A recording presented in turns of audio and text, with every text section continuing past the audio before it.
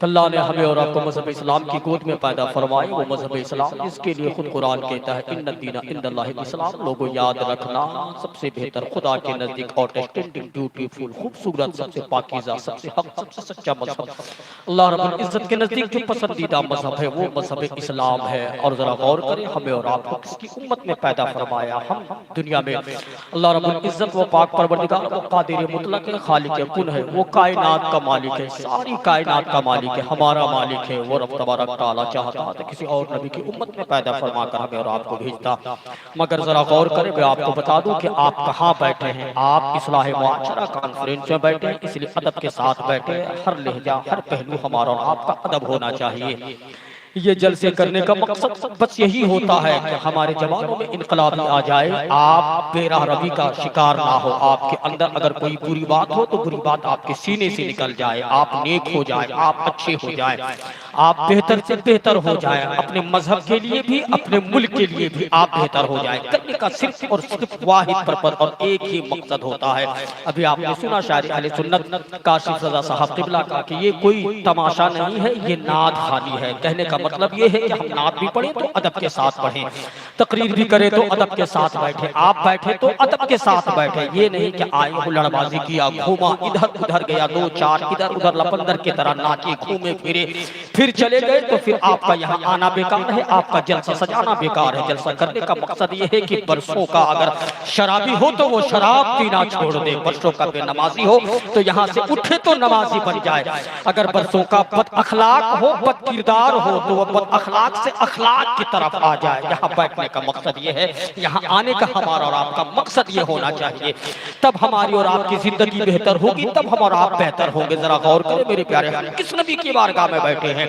उस मुस्तफा की बारगाह में बैठे हैं जिसके बारे में दुनिया के लोगों ने तारीफ तो की ही, मगर आओ जरा मैं कुरान की पहले में बात करता हूँ। हम उस मुस्तफा की बारगाह में बैठे हैं जिस पैगंबर इस्लाम के जब सीने मुबारक की बात आई तो कुरान ने अलम नशरह का शतरत से खिताब किया है। उस मुस्तफा की बारगाह में हमारा आप बैठे हैं जिस नबी के जब चेहरे मुबारक की बात आई तो कुरान ने मुस्तफा के चेहरे मुबारक को वद्दुहा कहा है। जब मुस्तफा के जुल्फे मुबारक की बात आई तो कुरान ने वल्लैल कहा है। उस नबी की बारगाह में हम और आप बैठे हैं जिस मुस्तफा की सफर की बात आई तो कुरान ने सुब्हानल्लज़ी अस्रा कहा है। उस मुस्तफा की बारगाह में हम और आप बैठे हैं जब मुस्तफा की हकीकत की बात आई तो कुरान ने क़द जाअकुम मिनल्लाहि नूरुन व किताबुम मुबीन से खिताब किया है। उस नबी की बारगाह में हम और आप बैठे हैं जिस मुस्तफा की जब हकीकत और मिलाद की बात आई तो कुरान ने लक़द मन्नल्लाहु अलल मुमिनीन इज़ बअसा फ़ीहिम रसूला से खिताब किया है। तो फिर हमें और आपको कैसा होना चाहिए, कैसा बैठना चाहिए? उनकी बारगाह में आने के बाद हमें एक सज्जन, एक अच्छे इंसान की तरह बैठना चाहिए।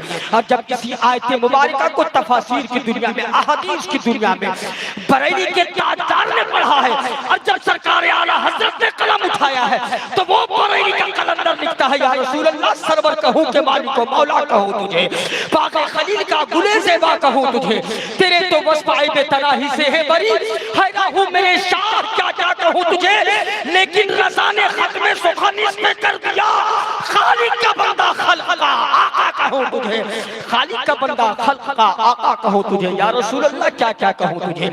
उस मुस्तफा की बारगाह में हम और आप बैठे हैं। हमने तारीफ की तो क्या की? अगर मैं नबी की तारीफ करूं तो तुम यही कहोगे कि तुम मुस्तफा से मोहब्बत करते हो, तुमने नबी का कलमा पढ़ा है इसलिए तुम मुस्तफा की तारीफ करते हो। नकीब अहले सुन्नत मुनव्वर साहब मुस्तफा की तारीफ करें तो आप यही कहोगे मौलाना आप हाफिज़ कुरान हो इसलिए नबी की तारीफ करते हो। शायर अहले सुन्नत अख्तर काशिफ नबी की शान में कसीदा और नात पढ़े तो आप कहोगे मौलाना तुम इसलिए कहते हो कि नबी का कलमा पढ़ते हो, मुस्तफा से प्यार करते हो। मगर डॉक्टर माइकल हार्ट जिसने नबी के दीन को सिर्फ पढ़ा है, मुस्तफा का कलमा नहीं पढ़ा है, कुरान की तिलावत नहीं किया है। डॉक्टर माइकल हार्ट नमाज नहीं पढ़ता था, डॉक्टर माइकल हार्ट ने ना रोजा रखा, ना हज किया, ना ज़कात दिया, ना इस्लाम को जाना, ना मज़हब इस्लाम के मुताबिक जिंदगी गुजारा।